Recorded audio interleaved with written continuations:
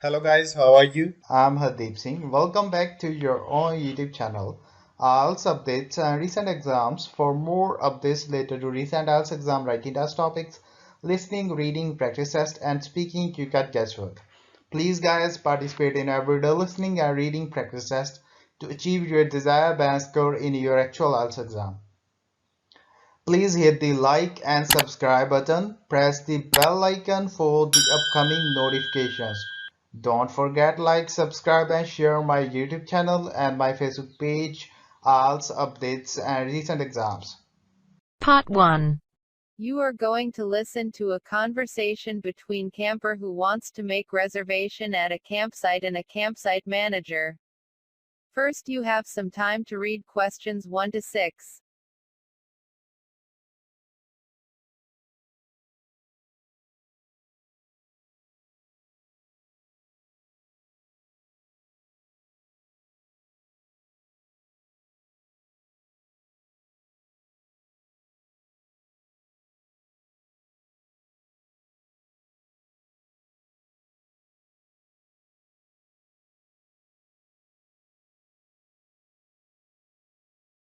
Hello, is that the Goodnight Camping and Caravan Park?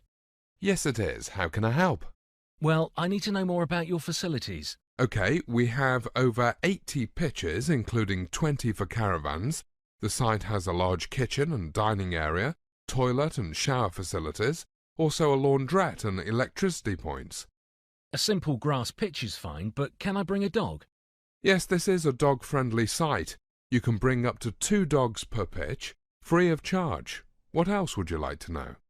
Are campfires and barbecues allowed?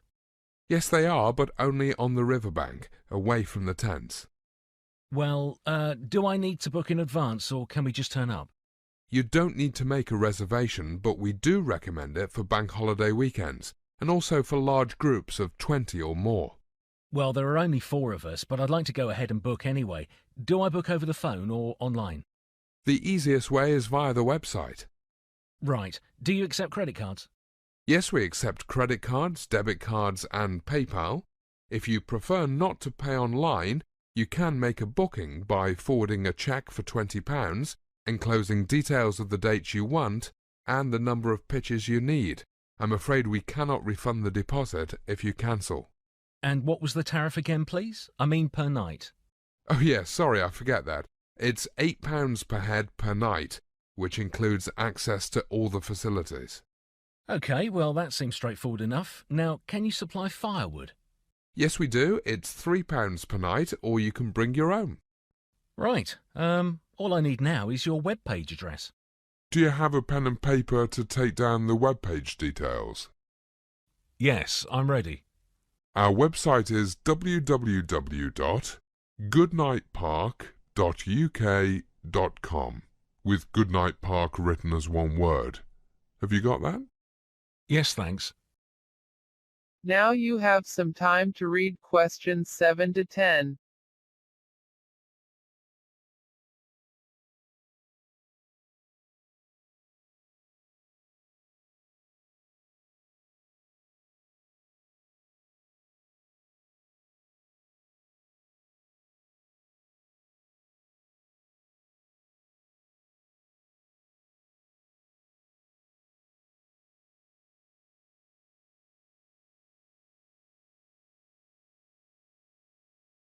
Oh, I almost forgot. Can you tell me the dates when the park is open, please? Right, we open for the summer season on the 1st of June and close on the last day of September. And can we arrive at any time of day? You need to call in at the reception office between the hours of 8 a.m. and 4 p.m. and if you've booked online, you can turn up as late as 9:30 in the evening. Well, that's useful to know. We'll be travelling by coach and then by bus. We hope to arrive by 3 o'clock in the afternoon, but we could be delayed by traffic. Looking at the map, it's a journey of at least 100 miles. Where did you say you were travelling from? It's Chester. Do you know it? Not very well, but I think you'll use the M5 motorway for most of the journey. OK, there's just one last thing, really. Can I have the postcode and the GPS coordinates of the park, if possible, please? Well, I don't have the GPS coordinates to hand, but they are on the website. The postcode is GL2 7JN. If you put it into a sat-nav, it will get you to within 200 metres of the park. OK, I'll do that. It's a Gloucester postcode, isn't it? Yes, that's right. Fine. I have all the information I need. I'll book online later today. Thanks for your help. Hope to see you in a few weeks. Bye for now. See you when you arrive. Bye. That is the end of part 1. You now have half a minute to check your answers.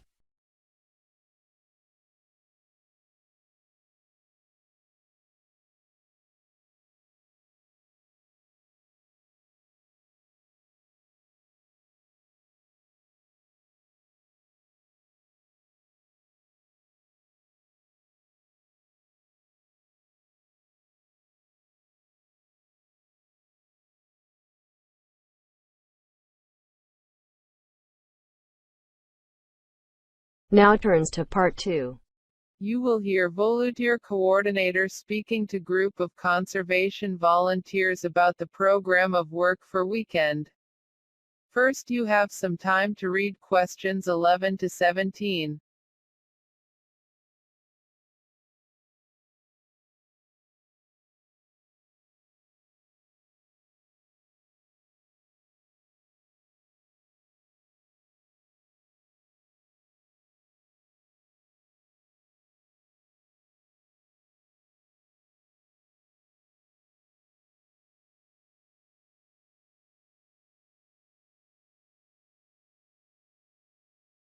Hi everyone. It's great to see so many new volunteers here this weekend. We have a wide variety of outdoor work planned, all aimed at improving the countryside and protecting the natural habitat. Don't worry if you haven't done this type of work before, because we'll show you exactly what to do. Also, we've got Dave Pritchard with us today, who'll help us to repair the dry stone walls and paths. Now, I must point out that some of the work is quite difficult and may not be suitable for everyone, so we've decided to split the work into 3 levels of difficulty. OK, grades 1, 2 and 3. Grade 1 is light work, Grade 2 is moderate work, and Grade 3 is heavy work. I hope that makes sense to everyone. You can always switch groups if you're not happy. OK, we need some volunteers to help to clear away Himalayan balsam. It's one of several species here that are not native to this country. It looks like bamboo. This is Grade 1 work, so it only needs a low level of fitness. Can I have a show of hands for this job, please? Almost anyone can do this work. Let's see, that's 1, 2, 3, 4. OK, that's 5 people for clearing bamboo. Is there anyone else? No?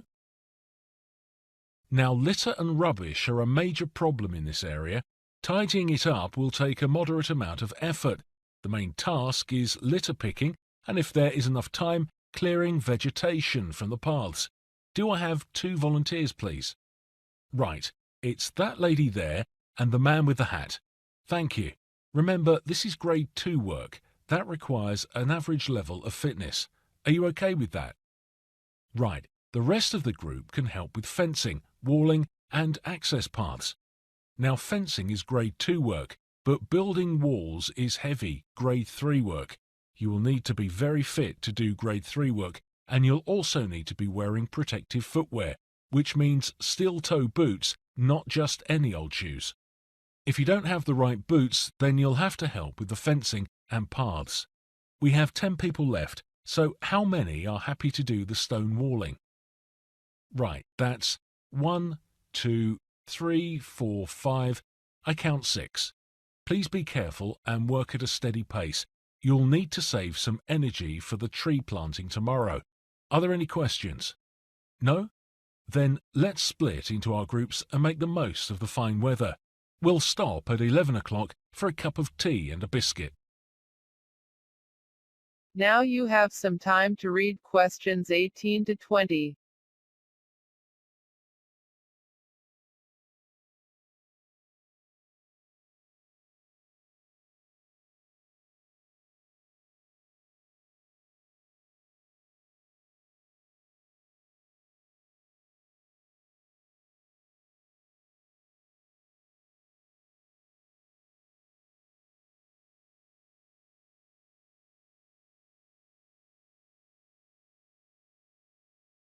Hi, I'm Dave and I'll be helping you repair this stretch of dry stone wall today. There are 6 volunteers, so if we can split into 3 groups of 2 people, that would be helpful. That gives us 2 people working at each end of the wall and 2 people working in the middle. Now we don't want to see one end of the wall going up quicker than the other. It's important to keep the wall level as it goes up, otherwise we'll end up with a problem in the middle. The largest rocks form the base of the wall, which is helpful because we don't have to lift them too far, but we'll also keep a few of the bigger ones for higher up. Okay, if you look at this damaged section of wall, you can see that it's really 2 walls with a gap in between. The gap in the centre is filled with the smallest stones. These have a rounded shape and are known as hearting or packing stones. Don't just throw them into the wall. Place these packing stones carefully into the gap because they help to keep the other stones in place. The larger, long stones, like this one here, should be placed across the full width of the wall, from one face to the other. For appearance sake, try to keep the stones with the best looking faces for the outside of the wall. Right, let's clear away some of these fallen stones so we don't trip over them, and then get started. The end of part 2. You now have half a minute to check your answers.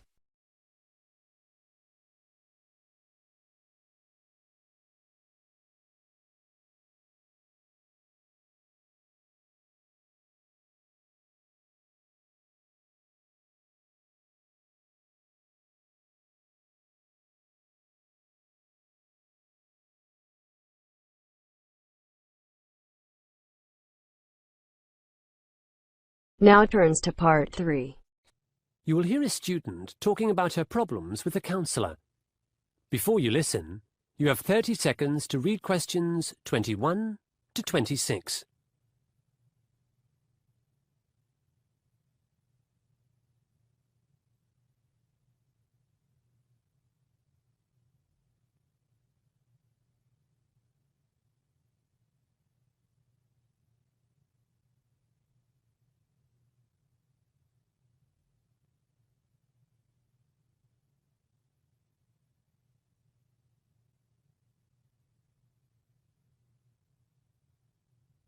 So, Rachel, how have things been going? All right, I suppose. Are you ready for your presentation tomorrow? I think so. Great. What about the rest of the study plan we made? Have you been sticking to it? Well, that's why I came back to you.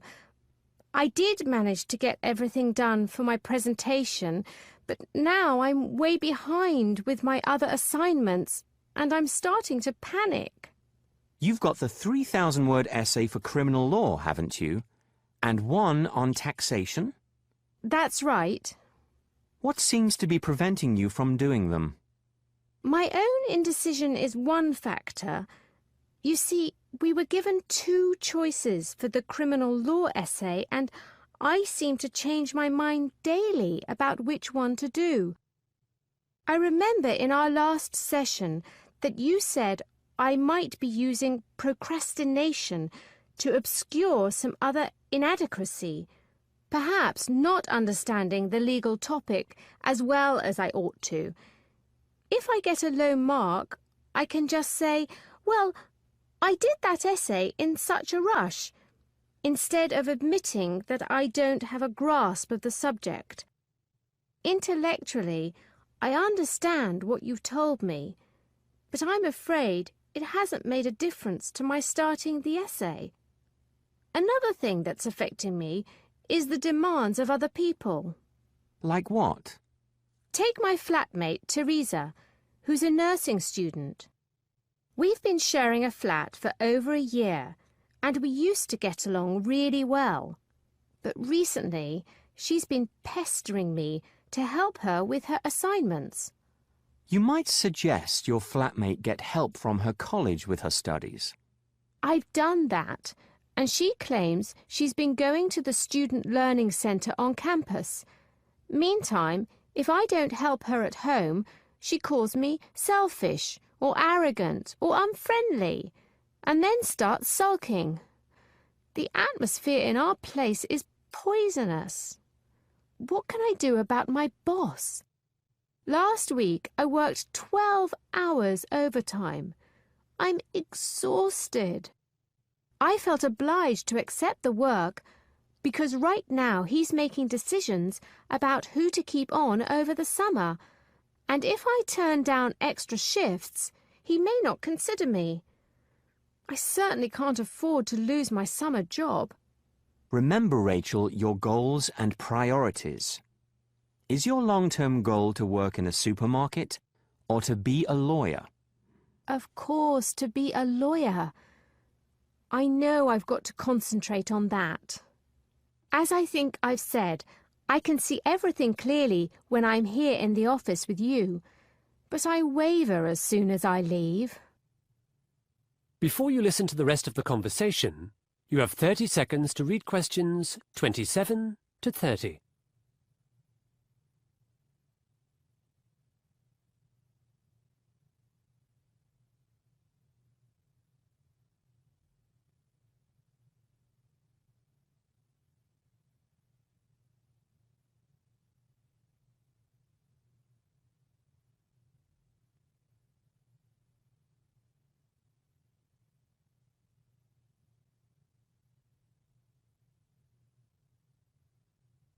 You wanted to talk about your ex-boyfriend, Dan. Yes, Dan. I know we went through all this in the last session as well, but he's been bugging me again. What does he want? To get back together. Do you want that? Yes. No. I mean, I ended the relationship. Dan's a great person, and I'll always think of him fondly. But we somehow brought out the worst in each other. All right. Keep Dan at a distance while you focus on your studies. Politely tell him that you want to remain apart. Let's make another study plan now, with your starting work on your 3,000-word essay tomorrow. That's due on the 9th, isn't it? Yes. Just 10 days away. I can't possibly do it by then. Even if I settle on a topic, the reading list is as long as my arm. And I've another confession to make. I've barely attended a single tutorial for that course, so I don't even understand the basics. With the state I'm in, I won't be able to absorb any of the complex arguments, let alone critique them. Really, my situation's awful. Do you think I could get an extension? Rachel, your situation is difficult, not awful. And all of these things we can solve. Remember, reduce contact with people who don't help you, and reduce your hours at the supermarket. Focus on your essays and your future goal. That is the end of part 3. You now have half a minute to check your answers.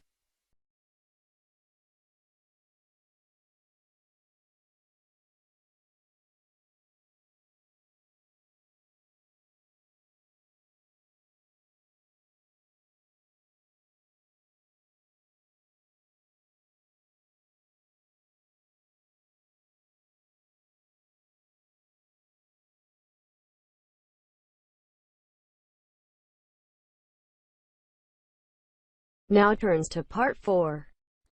You will hear a psychology lecture about rational emotive therapy, or RET. Read questions 31 to 40.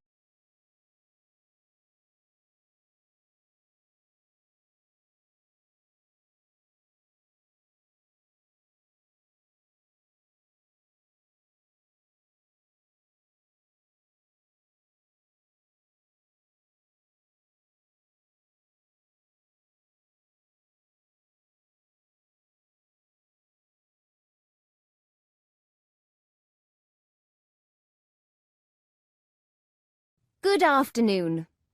Last week, we discussed why people seek therapy. This week, we're going to look at one kind of psychotherapy called rational emotive therapy, or RET. But before we get started, I'd like to quote a first-century philosopher called Marcus Aurelius, whose words I think are apposite to this discussion. He wrote something like, "The universe is about change. Life is what thinking makes it." RET is also about accepting the world while changing thought patterns. RET was created by an American, Albert Ellis, in the 1950s. The main aim of RET is to develop healthy emotional responses to cope with unfortunate circumstances. Anger, anxiety, or depression is replaced with upset, followed by acceptance, then by moving on. Let's take the example of a person who is involved in a car accident. Of course, your physical injuries are your primary concern, and satisfactory medical assistance in hospital is critical. But how fast you heal after that assistance is not only determined by the kind of medical care you have received, but also by your attitude. You probably had no control over the accident, but you can control how you feel about it afterwards. Anxiety, guilt, and even rage at others involved are all mental states that you can overcome. Here's another scenario. Your sister borrowed some money from you a year or so ago and hasn't made any effort to give it back. A well-balanced person thinks, "Oh dear, never mind." But an unbalanced one says, "My sister should give me my money back. She mustn't do this to me." Or, "She's always been so selfish. She never treats me well." Now, people, including your sister, are both good and bad, and they do change. Imagining how awful your circumstances are doesn't help. You're far more likely to get your money back if your sister knows you don't judge her and you avoid words like should, must, always, and never. One of Albert Ellis's fundamental beliefs was that too many people these days awfulize. Yes, he even coined the term, to awfulize. He considered that people make things seem awful that really aren't. They disable themselves through anxiety rather than accepting the challenges there are in modern life. To introduce his ideas to the world, Ellis came up with the ABC scheme. In this, A stands for adversity, something out of the ordinary that causes difficulty. Ellis was convinced that when A struck, it was B, a person's beliefs, that often affected them more than A itself. This leads to C, or consequences. Some of these could be relatively minor, like headaches or skin disorders, but others could be serious and debilitating, like long-term mental illness. Ellis added D to his ABC scheme. This means a person distinguishes between awfulizing and healthy beliefs. During this process of distinguishing, a person's mental worldview undergoes a significant change, and as a result, he or she makes a genuine recovery. Albert Ellis set up his practice in the cosseted world of New York City, where the majority of his patients could afford superior medical care and probably hadn't really experienced any great trauma. So what if something really awful does happen? How would RET be effective with those sufferers? Quite a lot of research has been done on refugees from major conflicts. They appear to fall almost equally into two groups. One, the badly affected, and two, the largely unaffected. All the refugees lived through the same war, but they chose to be happy, or they chose to be sad. So, how does RET work? Initially, therapists and patients target specific problems and set daily and weekly goals. Exercises are connected to everyday life. There are links on my website to some of these if you're interested. As I mentioned earlier, replacing anger with upset is the first phase of treatment. Anger can be as threatening to the body as the original trauma. Confronting the very thing a patient is afraid of is another approach. If a person has a phobia of cars after an accident, he or she is put right back behind the wheel. Critics of RET say the treatment is too short and too unkind, and its rehabilitation rate of around 40% is not very high. Because it focuses on mental states in the present and it completely ignores a patient's past, detractors believe it fails to address underlying issues. Other more conventional methods of therapy explore the past in some detail. Nevertheless, Ellis and RET have reintroduced rationalist philosophical notions into everyday treatment. I'll leave it up to you to evaluate their success. That is the end of part 4.